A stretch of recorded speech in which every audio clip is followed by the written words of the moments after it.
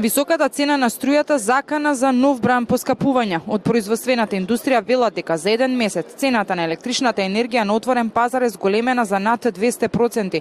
И ако продолжи тој тренд, не се сигурни дали ќе можат да ги задржат цените.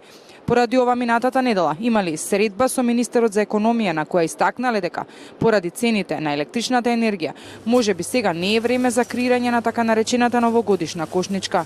Сметаме дека поради состојбата на пазарот со струја не е време за новогодишна кошничка, која се планира да биде донесена затоа што нема да има ефект, но се сложуваме да учествуваме. Ако овој тренд со цената на струјата продолжи, а државата не преземе мерки, многу ќе биде тешко да се задржат цените.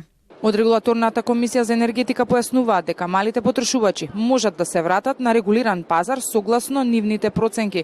Многу од нив поради тоа што има подобри услови на отворен пазар одлучија да се снабдуваат со електрична енергија од таму, но во последно време цените на берзите почнаа да дивеат и во некои денови надминува и 400 евра за мегават час, како што беа на самиот старт на енергетската криза.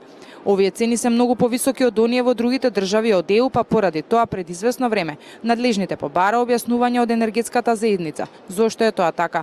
Оттаму објаснија дека е заради лошото енергетско поврзување на земјите од југоисточна Европа, нешто со што Бислимовски не се согласува. Во меѓувреме се крои нова цена на струјата за домакинствата. Премиерот Мицкоски неколку пати рече дека нема да има скок на цената, а ако дојде до тоа ќе биде најмногу до 3%. За неколку дена ЕСМ треба да достави нова понуда со цена на својата електрична енергија до универзалниот снабдувач Евана Хом, од која всушност најмногу ќе зависи каква ќе биде цената за граѓаните. Сега мегават од електрани чини 60 евра. Од владата тврдат дека и новата понуда од ЕСМ ќе се движи помеѓу 58 и 62 евра.